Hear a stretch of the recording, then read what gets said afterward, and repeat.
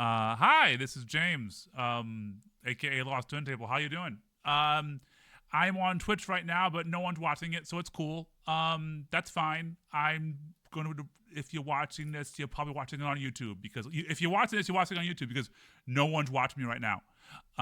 It's very strange to be streaming live to the internet with literally nobody watching it, but that's fine. You gotta. It's what time is it in America? It is. Let me see. It is 3 o'clock in the morning Eastern Standard Time. I picked a great time to stream. I'm an idiot, but that's fine. That's cool. Whatever. I'm going to try something today I've been wanting to try for a while.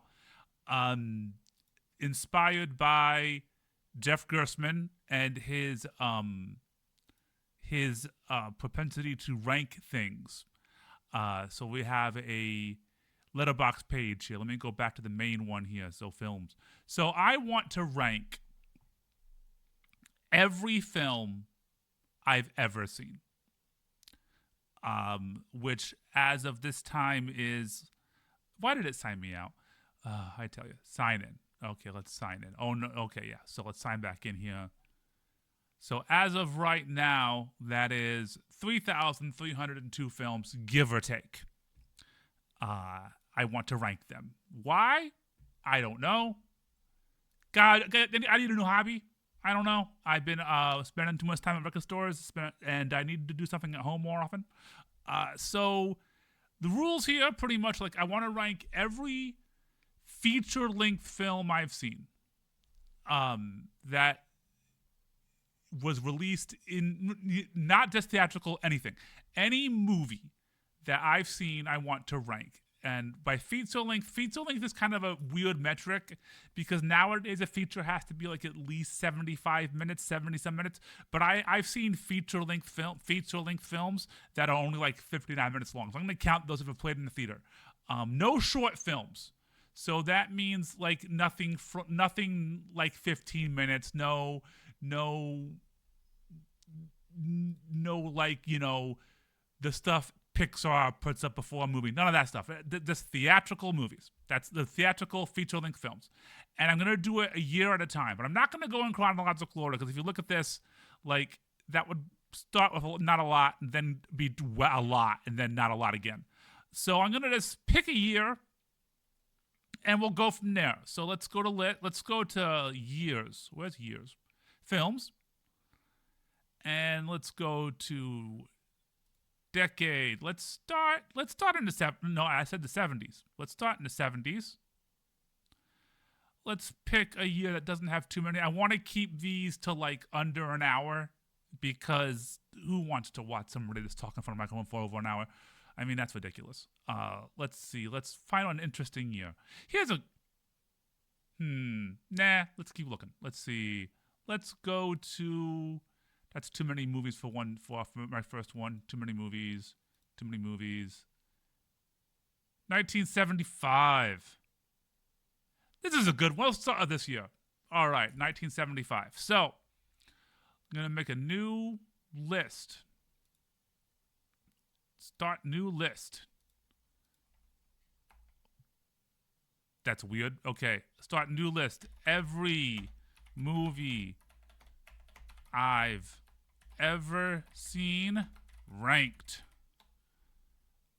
Anyone can view this list. So, first, let's just go in the order on this. So, what was the first movie? So the rise of right now, the number one and worst movie of all time is Karate Bear Fighter. All right, let's put that in the list. Karate Bear Fighter.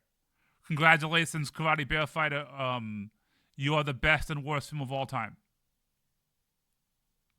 So now, number 2. Oh, by the way, I just said Karate Bear Fighter is a 1975 film with Sonny Chiba. He fights a bear in it. It is the sequel to Karate Bullfighter. I think Karate Bear Fighter is a better film. So when I add Karate Bullfighter, it'll be lower on the list. All right, number 2. Let's see. Now we have Friday Foster, starring Pam Grier. Most people, when they think of Pam Grier, they think of, Jackie Brown, Foxy Brown, Coffee, Sheba Baby. Friday Foster's a lesser known Pam Grier film, but it's really good. So I'm going to say that Friday Foster is better than, forget about that. Friday Foster is a better film than Karate Bear Fighter. So let's move that up. How do I make this numbered? There's a way to make this, that's not what I want. Sort by, let's say ranked list. There we go. Yeah. All right. So Friday Foster, congratulations. #1 film of all time, Friday Foster. Let's move on to the next one. Killer Elite. Woo, boy. Killer Elite is a Sam Peckinpah film, and I love Sam Peckinpah, but this is hot garbage. You look at this picture like, yo, there's a ninja fighting James Caan. That looks dope. It's not. It's not dope. It's a boring, bad movie made by a person, Sam Peckinpah, who was well past his prime because that motherfucker did too much cocaine. Don't do coke. Killer Elite, congratulations, you're the worst movie ever made. Up next, Breakheart Pass. Oh, yeah. Breakheart Pass is a Chuck Bronson Western. Good old Charles Bronson. A lot of people think like Death Wish, stuff like that. This is a little bit different for him. It's not a canon film. This is too early for canon. And this has, as you can see, Charles Bronson, Ben Johnson, Richard Crenna, Jill Ireland, who's Chuck Bronson's wife, who's in like a million of his movies. Charles Durning's the bad guy in the Muppet movie. Ed Lautner's in this, and that's just weird. Sally Kirkland's in it for like a minute and a half. But it's a really cool, like, kind of a murder mystery. Kind of, I don't know how to explain Breakheart Pass. It's a really good film. So that makes now we have to wonder. Go to the list. Add Breakheart Pass. Is Breakheart Pass better than Karate Bear Fighter and Friday Foster? Also, kind of ignore the star ratings. Like, yeah, I gave Friday Foster 3.5 stars. I gave Karate Bear Fighter 4 stars. Friday Foster's a better film. Like, star ratings are flexible and can change over time. They're a good guideline, but like Friday Foster's a 3.5 star 70s blaxploitation film.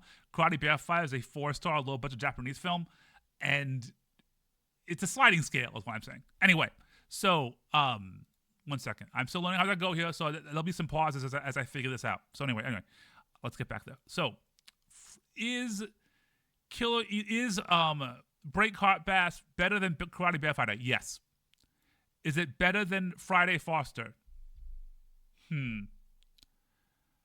Yes, it is. So now, Charles Bronson, you have the greatest film of 1975. Congratulations. Go back to my list of films. How did I already? Oh, there we go. I'm an idiot. Okay. Up next, The Astrologer.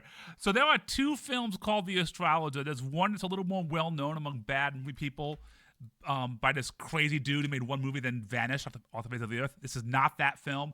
This is by, is this Glickenhaus? Yeah, James Glickenhaus, who made a lot of very strange films. And this is about a scientist looking for the second coming of Jesus. It has a really weird ending. It makes no sense. You've never seen anything like it, but it's not a good film. So, however, it's better than Killer Elite. So there you go.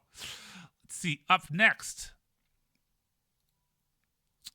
Murder on Flight 502. Listeners of my podcast, Cinema Oblivion, will know I watched this movie and reviewed it with Diamond Fight. They were there with me to talk about several disaster plane films, including Terror at 40,000 Feet, something about druids on a plane with William Shatner, and SST Death Flight. That's all movies. This is a TV film, so it's our first TV film on the list. As you can see, it has a stacked cast. It has Farrah Fawcett, who's barely in the film, Ralph Bellamy, Robert Stack. I believe, is this the one that has, Sonny Bono's in this movie, playing a creepy musician who likes younger girls. I know, it's straight. What a stretch. Walter Pigden, who's in a lot of old movies, and fucking Danny Bonaducci's in this movie. Murder on Flight 502 is an interesting film. Where does it belong on the list? It's better than Killer Elite, better than The Astrologer. It's no Karate Bear Fighter. That was easy. Okay. One Flew Over the Cuckoo's Nest is one of the greatest films ever made. So that's easy. And when we get to these kind of movies, I wanted to do this start 1975 because the greatest movie on this list is not going to stay number one of all time for a long time. Well, actually, it might. But anyway, so One Flew Over the Cuckoo's Nest. Damn good film. It is better than Breakheart Pass. So congratulations, One Flew Over the Cuckoo's Nest. You're the greatest film of all time for the next, 20 minutes. Sudden Fury. Oh, man. Sudden Fury is this Canadian exploitation film. It's about a dude who gets into a car accident and tries to leave his wife for dead, but then a good Samaritan shows up and it gets really bonkers. It's a crazy movie. There's a Vinegar Syndrome Blu-ray of it that I really recommend, and I saw it on Tubi. I don't know if it's still on Tubi, but it was at one point. Sudden Fury, better than this, better than this, better than this, better than Karate Bear Fighter, better. All right, Sudden Fury, number 2.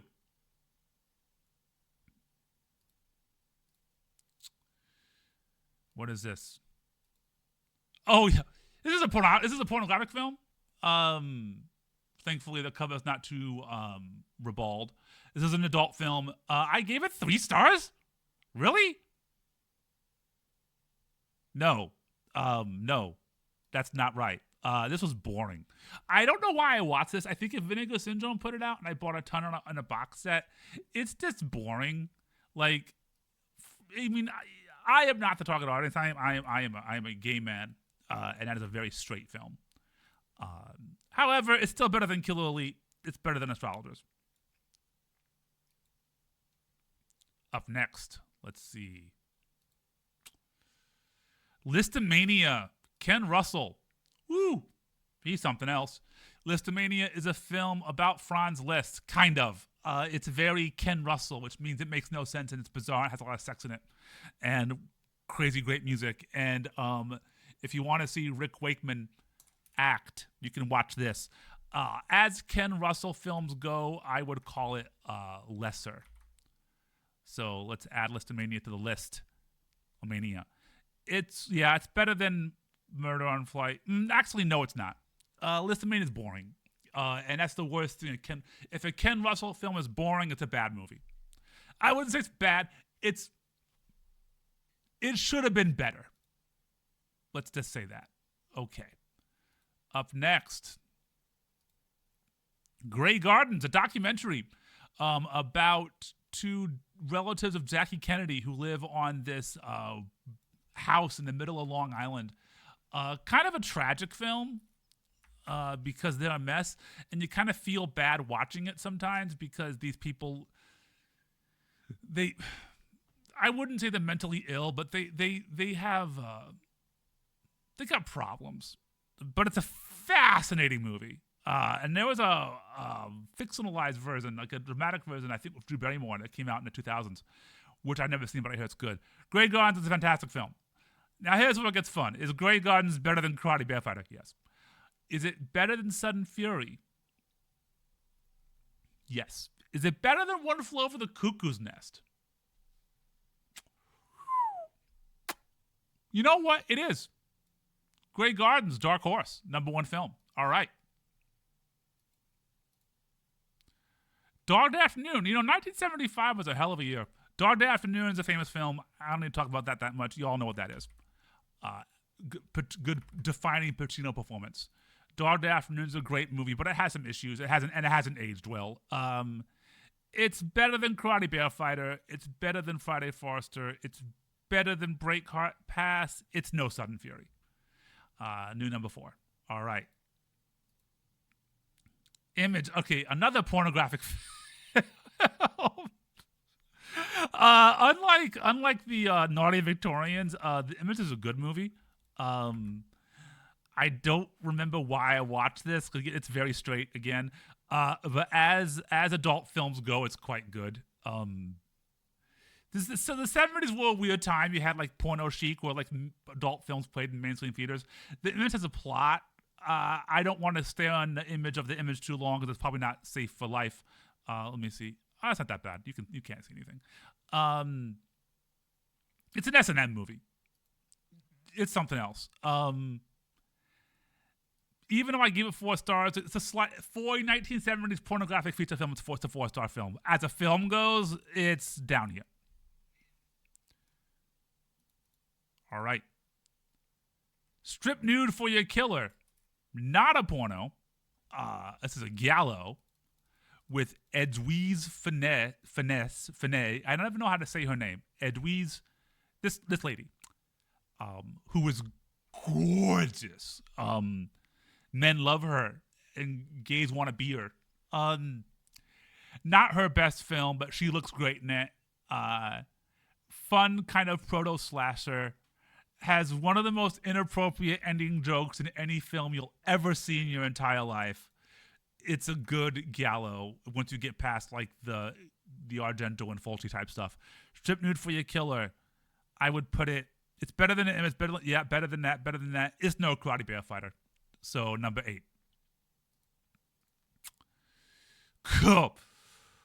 Coonskin. So Coonskin is an adult animated film by Ralph Bashki, who did the 70s version of Lord of the Rings and Cool World, Wizards, Fritz the Cat. Classy shit. I did an episode about this movie on my podcast, Cinema Oblivia. I gave it 3.5 stars there. I give it at 3.5 stars, like kind of out of moxie, and like it's trying something. I don't know if it succeeds. It succeeds more than Listomania, though. But it's no Murder on Flight 502. And that's the last time I'm going to say the name of that movie because I don't feel comfortable saying the name of that film. Anyway, The Makino Pixel. Hey, that's a good movie. If you're seeing it in the theater, that's a 5-star film. At home, it's 4.5 stars. Still damn good, LGBT legendary film. The gays, we love it. The everybody in the LGBTQIA plus spectrum, it's our jam. It's better than Dog Day Afternoon. It's better than Sudden Fury. Even though I don't, it's better than One Flew Over the Cuckoo's Nest. Even though the star ratings are slightly different. It's no Grey Gardens. See if you can look at this list and see what the number 1 film is going to be. I think you can tell if you look at all the movies right now. But, we'll get there. Hard Times. Hard Times, part 1 in the Walter Hill trilogy of films that became a massive influence on video games. This is before, what are those other ones? Streets of Fire and The Warriors. If you look up if you go to the internets and type in Hard Times Street Fighter 2, there are stages in Street Fighter 2 based off fight scenes in this film. It's Charles Bronson, James Coburn, and again, Joe Ireland. So yeah, Hard Times is the best Charles Bronson film of 1975. I'm surprised, no, fuck that. Yeah, that was wrong. It's really fun. Great music. James Coburn's dope in it because James Coburn's dope in most films. So it's better than Breakheart Pass. It's no Dog Day Afternoon. All right. How are we doing on time? We're going pretty good. Let's see. It's a giallo. The Suspicious Death of a Minor. Okay, this is one of many giallos about underage prostitution. A little gross. Who directed this one? This is Martino. Martino made a lot of good films. This has Mel Ferreira. Mel Ferreira, I believe, was he was married to Audrey Hepburn for like 5.5 minutes. No, he was, yes, and he has a filmography. Suspicious Death of a Minor is an above-average giallo, for sure. And so I would put it. Is it better than A Strip Nude for Your Killer? No, it's not. But it's better. That's the place for it. That was easy. I'm surprised how easy that was. Let's see. Champion of Death. Oh, this is Karate Bullfighter. I forgot they both came out the same year. Karate Bullfighter is not as good as Karate Bear Fighter. Karate Bear Fighter, the rare example of a sequel that surpasses the original. I would say Karate Bullfighter is not as good as Trip Nude for Your Killer or Mr. Death for a Minor, but it is better than Murder on Flight 502, so it's a new number 12. Okay, let's see then. Okay, here's one. Controversial opinion. Picnic at Hanging Rock, a well-regarded film by, who was this? Peter Weir. Peter Weir went on to do, Truman Show, Dead Poets Society, The Witness. Good movies. I don't like this movie. A lot of people love this movie, as you can tell here.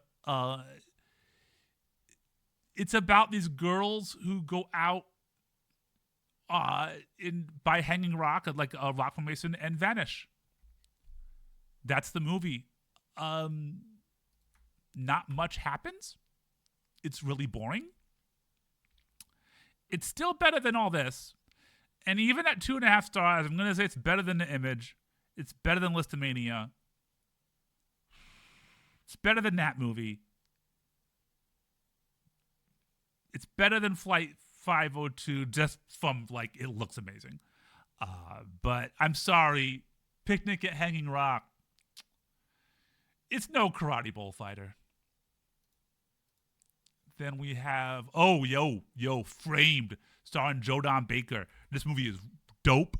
Jodan Baker's wrongly accused of a crime, does the time for it, then gets out to find out who framed him.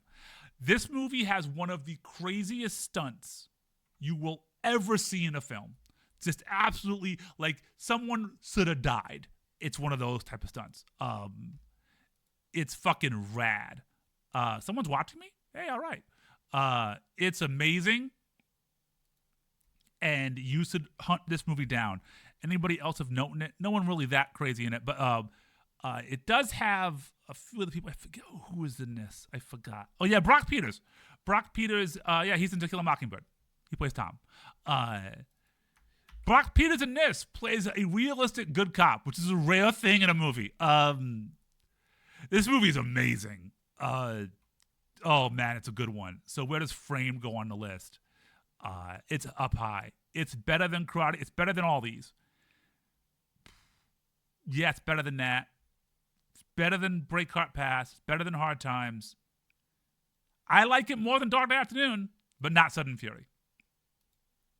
Okay, where are we here? All right. Return to Macon County. So there are two Macon County films. There's Macon County Live and Return to Macon County. They have nothing in common.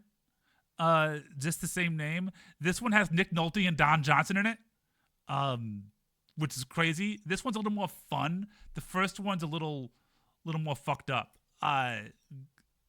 It's about these two teens. They're gonna go cross country. They pick up a waitress. Things go bad for them. It's an interesting film. And I gave it 4 stars. So Let's see. It's better than Karate Bullfighter. It's better than these Gallo.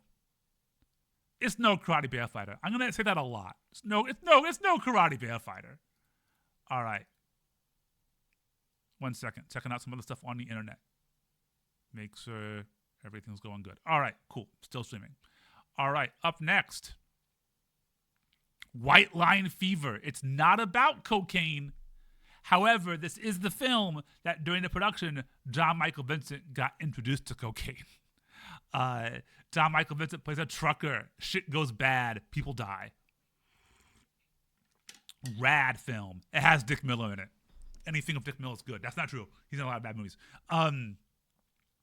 It does have Slim Pickens and L.Q. Jones, which are two people who are in a lot of films together.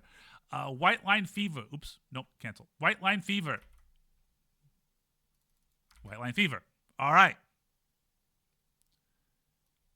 It's better than this film. It's better than this. It's better than Murder on Flight 502. Better than Picnic at Hanging Rock. It's no Karate Bullfighter, but it's a damn good film. Criminally Insane is about an obese woman who gets home from an insane asylum and just starts killing anyone who says, "Hey, honey, maybe you shouldn't eat so much." Problematic. Barely a feature. 61-minute film. Not a good movie. It's still better than Killer Elite. So there you go. It's a good... Criminally Insane is kind of a good, bad film. Cleopatra Jones and the Casino of Gold. This is not as good as Cleopatra Jones. Dope poster. And has Stella Stevens, who I love. But the first film has Shelley Winters playing a great villain. Tamara Dobson was amazing. It's this 6'2" of dynamite, just this giant woman who could kill you. Rad movie. Really recommend it. I did not know that Wong Yu Ping was in this film. I learned something new today. Cleopatra, yeah, it's a great film. Where am I going to go on the list? It's better than Karate Bullfighter. It's better than Nis Gallo. It's better than Return to Macon County. But again, it's no Karate Bear Fighter. That's really a barrier for a lot of these films. The Bullet Train. Ooh. They just made a sequel to this. It's on Netflix in Japan, I guess. A Diamond Fight. Watched it. I have not seen it yet. This is one of the best 70s exploitation films I've ever seen. Sonny Chiba's in it, but he's not really playing a character he usually plays. Takakura Ken, who's an amazing actor, is in this film. And a lot of other big Japanese actors from the era. Awesome movie, tense as hell. This movie also fucking hates cops. It hates cops more than I do. The cops all suck in this. It is better than Karate Bear Fighter. It is better than Break Caught Pass. It's better than Dog Day Afternoon. It's better than Framed. It's better than Sudden Fury. Our new number 4. All right. Up next. Oh, God. Noche de Muerte, which is like, what is that? Something of death. My Spanish is bad. This is a lucha libre film. I watched this recovering from a opiate withdrawal, which that was an experience. This is not a good film. It's a great film, but it's not good. Blue Demon films are weird. Oh, God. How do you even rank this? Okay, yeah, it's better than these. It's better than The Image. It's better than Listomania. It's better than this film. It's better than Picnic at Hanging Rock, but it's no White Line Fever. Yeah, that's where I think that goes. I need to watch more Lucha Libre films. Overlord, arty as hell World War II film. Really bizarre one. Absolutely beautiful. It combines real war footage with like super stylish cinematography. Really a gorgeous movie. Did this guy do anything else? Oh yeah, I did. But nothing I've heard of. It's an amazing movie. Criterion put this out a while ago. That's how I watched it. I really recommend The Overlord. It's beautiful and just kind of haunting. It's better than all this stuff. It's better than Cleopatra Jones. It's better than Karate Bear Fighter and better than Friday Foster, but it's no Break Caught Pass. I mean, very different films, but that's what we're going to do on this list. We're going to say, yo, is this 1970s exploitation film better or worse than this serious document on the costs of war? And it's not. Oh, The Devil's Reign. Is this the one of, yeah. Okay, so if I tell you, yo, I found a movie about Satan Whispers of Ernest Borgnine, William Shatner, Tom Skerritt, and John Travolta, and Anton LaVey's in it. Do you want to watch it? And you'll say, yo, I do. I got bad news. It is boring. This movie starts strong and goes to shit fast. It's a goddamn shame. It's still better than Killer Elite, though. Okay. Let's see. Up next. God's Bloody Acre. This movie is dog shit. I 86 minutes. Really had to work to finish it. Just a totally horrible film about mountain men fighting a construction crew. Probably a Deliverance ripoff. It's on new bottom of the barrel, number 30. So we're 30 films in already, and that is the worst one. That is a terrible film. It's very rare that I almost turn a film off, but this one was close. Bad movie. Good movie. Rollerball. Dystopian sports films, my favorite kind. James Caan showing up again. James Caan was already on this list with The Killer Elite. Hey, it's better than that. It's better than Macon County. It's better than Karate Bear Fighter. It's better than Friday Foster. It's better than Overlord. It's better than better. Ooh. Is it better than Sudden Fury? Yes. It's no Bullet Train. So number 5. Okay. Oh, hey. Guess what?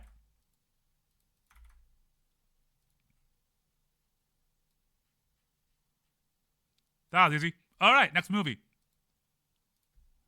Man from Hong Kong. Oh, man. Man from Hong Kong is an exploitation film made by Brian Churchard Smith that came out in 1975, and it is about a cop from Hong Kong who goes to Australia to track down some criminals, and then just murders the ever-loving shit out of everyone around him. This movie has 2 of the greatest chase scenes you will ever see in a film, one of the greatest scores you'll ever hear in a movie. George Lazenby is amazing in this film. The only time you'll ever hear anyone say that. The Man from Hong Kong is one of the greatest B movies ever made. Ever made. It is better than Rollerball. It is better than Bullet Train. I'm going to say Man from Hong Kong is a better film than One Flew Over the Cuckoo's Nest. I like it more than Rocky Horror, number 3. Yeah, Man from Hong Kong. Fantastic, amazing film. You'll watch that movie. Satan's Children. Oh, man. Oh, woo. I forgot about this one. So, you ever watch a movie that's, like, kind of homophobic? So, like, a lot of films are homophobic, right? But this film's about a teenager who's on the run. He goes to a gay bar, gets assaulted by a bunch of gay men, goes to live with some Satanists, and then they find out that he might had a gay. So I don't know a lot about Satanists, but I bet they're into Satan. I bet they're down with the gays. This film is not, and I'm just gonna say for a film that is very much anti-gay, the male writer-director of this film spent a lot of time filming a barely legal man in tidy whitey underwear. Satan's Children's a bad movie. It is still better than God's Bloody Acre. There's a new number 33. Poor Pretty Eddie. Woo, okay. I recommend Poor Pretty Eddie, but content warning, this movie has all the sexual assault. It's about a jazz singer who ends up in a backwoods, like, bizarre, like, lodge. It has Sally Winters in it, who's great, and Dub Taylor and Slim Pickens. But it is a gnarly film. Very gnarly film. It's kind of... It's like a sexploit... I don't even know how to describe this movie. It's gross. But I like it. I like gross films. So, where does that put it on the list? Okay. Poor Pretty Eddie. I think I'm going to say it again, everybody. It's no Karate Bear Fighter. Race with the Devil, which I only gave 3 stars. I'm surprised. I covered this in my podcast eons ago, an episode of Cinema Oblivia with Anthony Abbott, who was from Texas. This film is about Satanists in Texas. It has Peter Fonda and my boy Warren Oates in it. And R.G. Armstrong, who's great. Kind of a haunting film. Really creepy and weird. I think it kind of falls apart in the second act and picks it back up in the third. I think the problem with this film and why I gave it only 3 stars is because you know how it's going to end the second it starts happening. So that's probably why I knocked it down a bit. Where does that put it on the list? It's better than this film. It's better than yeah, about that. Yeah, it's no White Line Fever. Films that have trucks in it, White Line Fever is a better one. Okay, well, more than halfway down this year. Breakout, another Charles Bronson film. This is kind of a comedy. It's kind of like he's basically playing like a Han Solo character who's hired by Jill Ireland, his real life wife, to bust out her husband, played by Robert Duvall, out of prison. And it has John Huston as a bad guy and Randy Quaid in it in an early role. Randy Quaid is Chewbacca. Fun movie. Goofier than most Bronson films, but it's kind of slow in the middle. Although for a kind of a lighthearted film, it has one of the most messed up and like sudden deaths in a film you've ever seen. It's like everything's happy, everything, it's not happy. It's a wacky action comedy, and then this dude meets a plane and it ends poorly for him. It's better than that movie that I won't say the name of. It's better than Picnic at Hanging Rock. It's better than Ways of the Devil. I feel, it's better than, that's a good place for it. All right. What is this? Return of the Pink Panther. Oh, man. So the first time this is, which Pink Panther film is this? Is this the one of David Niven? No, Christopher Plummer. Yeah. Oh, man. So I saw this movie the first time right after I was held up at gunpoint and had stitches in the back of my head, and I laughed so hard I started bleeding. This movie is so funny it made me bleed. Can't get much more of a enthusiastic recommendation than that. It's better than Son of Fury. It's better than Rollerball. It's better than Bullet Train. Yeah, right there. That's a fair spot for that movie. Great fucking movie. Speaking of great movies, Death Race 2000. So, David Carradine, Sylvester Stallone, Mary Warnoff, directed by Paul Bartel, produced by Roger Corman. The definitive Roger Corman film, in my opinion. And one of the greatest exploitation films ever made. In terms of like purity, in terms of a film trying something and then setting out what it wants to do, you don't get much better than Death Race 2000. It has a goal and it hits it.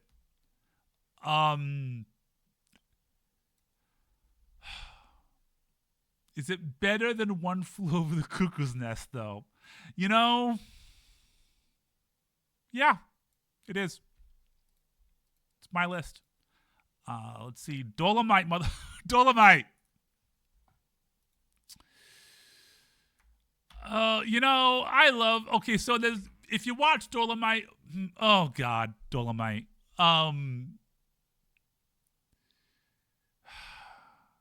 Dolomite's a really hard film to rank because, objectively speaking, it's very poorly made. But it's a great movie. I can't recite any lines from it because I would be canceled. Oh, boy. It's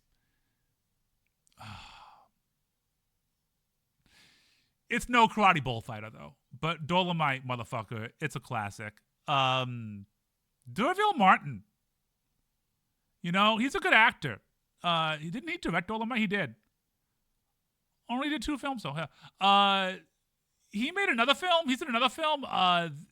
You can see it on this list. I'm not going to say the name of it. It's a better film than Dolomite. We'll get to that someday, and then it'll be really hard to talk about it. Okay.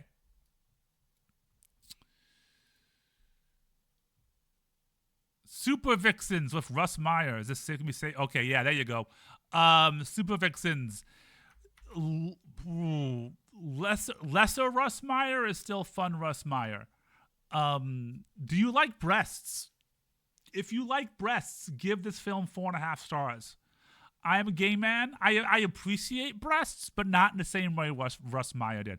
It's a fun movie, though. It's a road movie about a dude on the run for a crime he didn't commit and continually runs across women with gigantic breasts who put him in interesting situations. I'm going to say it's better than Dolomite. It's better than Karate Bullfighter, but it's not as good as Mrs. Death of Minor. You know what? No, it's better than it's no substitute for your killer. So I'll leave it there. We're getting there. How many more films? Not that many. Okay. Deadly Strangers. Oh, this is a weird one. This has Haley Mills and Sterling Hayden. It's about a woman who misses a train, hitches back, and then finds out the person who is giving her a ride might be an escaped mental patient. Really out there flick. Did I review this? Yes, I did. Really uneven. I don't know how much sense the ending makes, but it did surprise me. Unfortunately, the version of this I saw was on Tubi, and it was very much a VHS rip, so I don't know. Like, it might look better. If I watched a better copy, I might have liked it even more. But I'm still going to say it's better than this film. It's better than Murder on Flight 502, better than Picnic at Hanging Rock. It's Nobody's the Devil. It's a very interesting film, and I really recommend it. It's very British. All right. I Don't Want to Be Born, the Joan Collins movie where her baby is possessed by a freak dwarf. Killer baby film. It has Donald Pleasance. This is one of the first films I watched with my boyfriend, and he didn't leave me, so he's a keeper. This movie's fucking bonkers. It's better than number 33. It's better than Picnic at Hanging Rock. It's just such a strange movie. I think that's about right. Yeah, it's better than Mr. Devil, but Breakout, while I gave it a lower rating here, Breakout's a real film. I Don't Want to Be Born.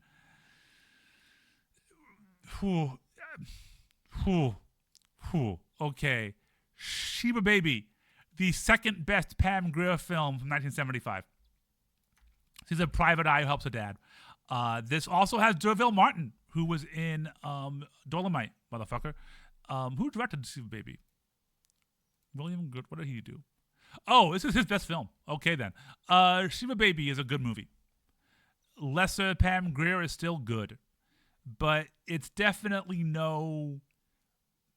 It's no Breakout. It's good 70s trash, though. All right. Bug. Oh. Is this William Castle? He produced it, yeah. But the director of this, yeah, he did Jaws too, and Somewhere in Time, and Supergirl. Bug is a movie about an earthquake that unleashes super intelligent cockroaches that can start fires.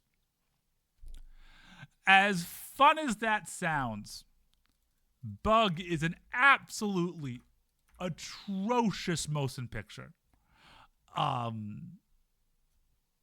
Oh, yeah, that's my new bottom of the barrel, number 45. Sadly, I can think of like 30 movies that are worse than Bug, but Bug's a bad movie. Tommy. Back in the day, people just churned films out. This is the second Ken Russell film on this list because he did Listomania the same year. Much better film than Listomania. Tommy's a masterpiece. It's deeply flawed, mainly due by the fact that the cast can't sing and it's a musical. Jack Nicholson, not a singer. Oliver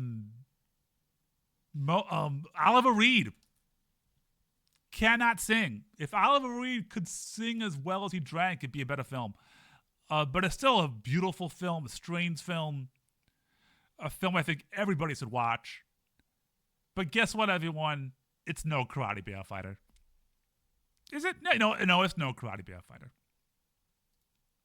Almost done here. Let's see. Night Moves, rest in peace, Gene Hackman. Great neo-noir with Gene Hackman and John Crawford. He is hired to find this woman's missing daughter and kind of falls into a bizarre I think, a smuggling ring. Really strange movie. Really dark. This is Arthur Penn, right? Yeah, Arthur Penn. What else did he do? Yeah, good movies. Fascinating film. Criterion put this out. Really recommend it.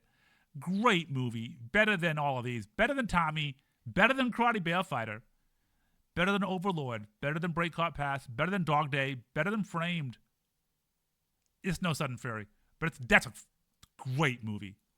Okay. Monty Python and the Holy Grail. Okay. So I'm a nerd. Monty Python's great. This movie's great.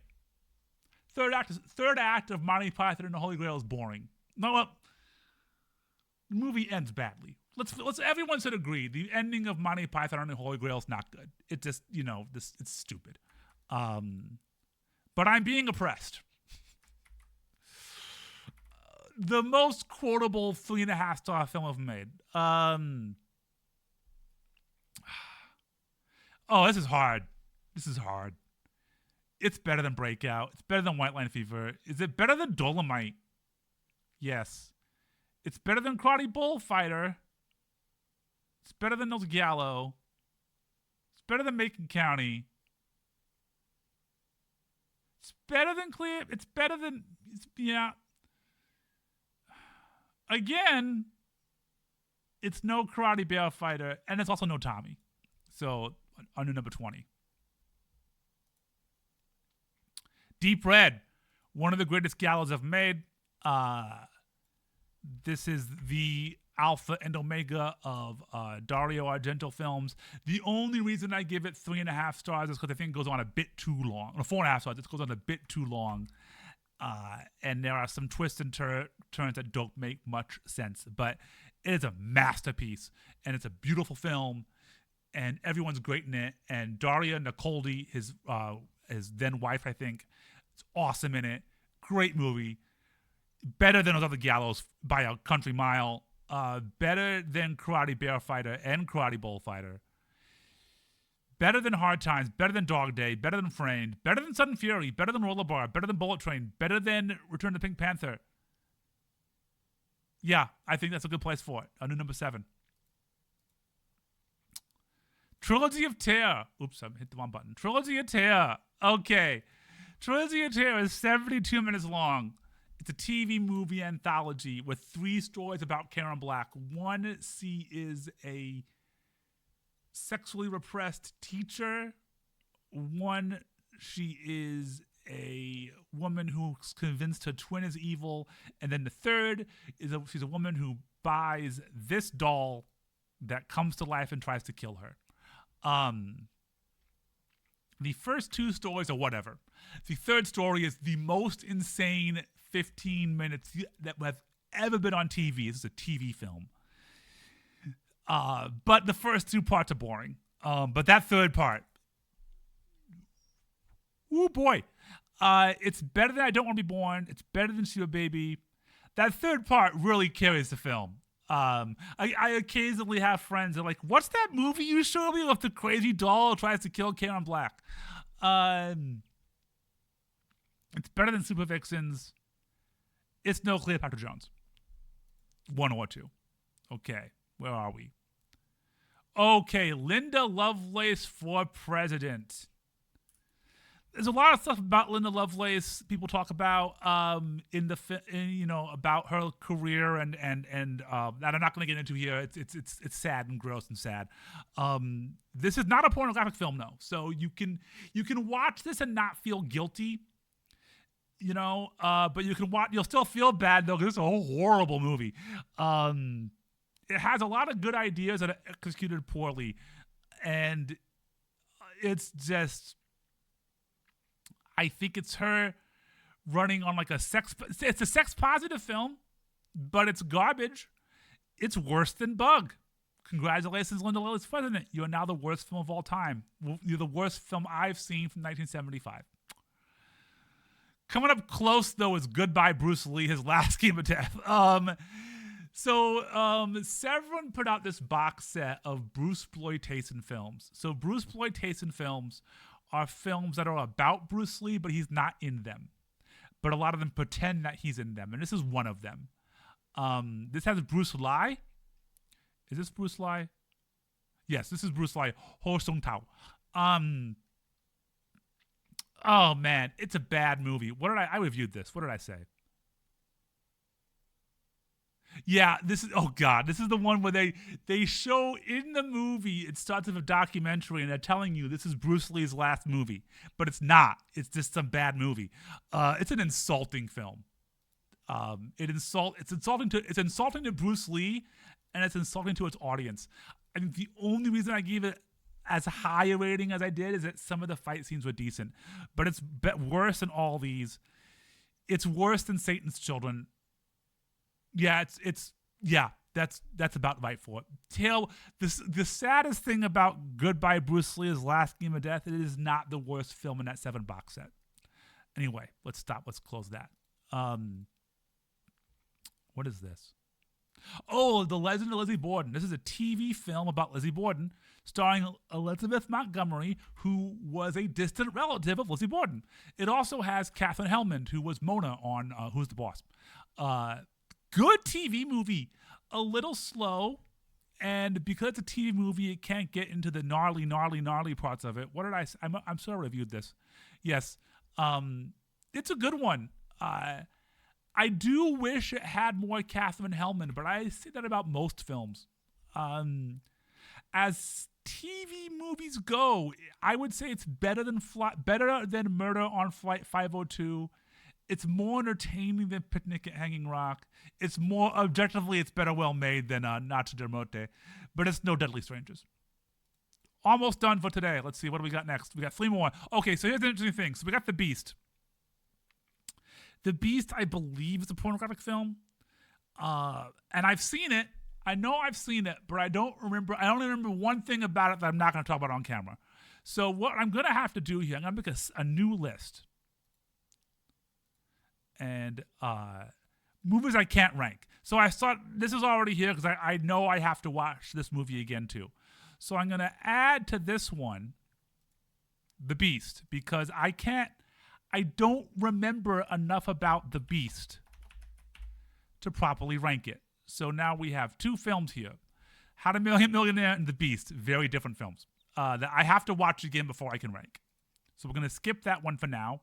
And we're going to go to Switchblade Sisters, a great film that I covered on my podcast with, I believe, who did I do that with? Drew from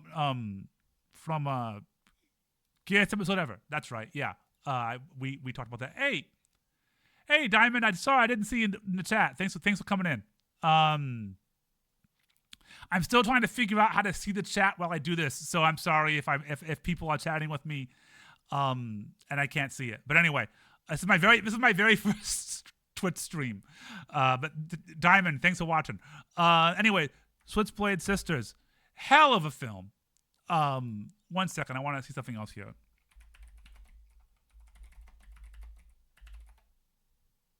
Yeah, Drew. Sorry, I forgot who it was. Drew Mackey from Gears Episode Ever. He did an episode about this movie with me. So that's who did that episode. Anyway, Switchblade Sisters, great B movie. Really skeevy, really gross, really fun. I think, I forget who it is, but the woman in this film married the guy who I think still owns Alvin and the Chipmunks. Just FYI. This is a great B movie. It's kind of like the female Warriors. It's no Warriors though, but it's still really good. High on the list. Better than Super Vixens. More feminist than Super Vixens also. Better than Monty Python. Better than Tommy. Better than Karate Bear Fighter. I know. Better than Friday Foster. Better than Overlord. Better than both of these. Better than Dog Day. It's no framed, but it's a damn good film. All right. We got one more today. What is this? Oh, God. The Police Are Blundering in the Dark. Great name for a film. This is a Vinegar Syndrome giallo, and I noticed one of my friends Mosquito Dragon. Yeah, this is one of the hosts of the Caliban. Yeah, this is one of the hosts of Caliban 9 from Outer Space, a podcast I've been on, and I recommend you listen. I think his taste here is wrong. This is an intensely boring giallo, which is that happens a lot with giallo, especially giallo put out by Vinegar Syndrome. If you see, if you see why is it being stupid? Stop it. If you see a giallo by Vinegar Syndrome, be careful. They put out a lot of bad ones. Just nothing happens in it. It's crap. I'm gonna say even though I gave this 1.5 stars, this is less offensive, but it's not as funny as Satan's Children. So I think it's gonna stay here at 51. So I think that's everything here for 1975. So before I forget, I said save this, huh? Save. All right, so we got 1975 done. That is 55 films. The best is Jaws. The worst is Linda Lovelace for President. So this is about an hour or so. That's what I want. I kind of want to keep these videos around an hour. So if we get to a year that I've seen a ton of films, then I'll make it a two-parter. And if we get to a year that I've only seen a few, we'll probably do more than one. But I want to do this at least once a week. If you live in Japan, like Hey Diamond, or Australia, or some other time zone, and you can watch it live, that's great. Otherwise, like I said, I'm gonna put these on YouTube. If you're watching this, you're probably watching it on YouTube. And if you're watching it live, this will go on YouTube probably tomorrow at some point. But yeah, that'll be it for today. I'll fill in some more descriptions with this. Obviously, you can find this list on Letterboxd. I'm Lost Turntable. Follow me on there if you want more stuff about movies. I'm Lost Turntable everywhere. YouTube, Blue Sky, Twitch, you name it. That's me, Lost Turntable. But anyway, that'll be it for today. I'll see you all again sometime. Until then, take care.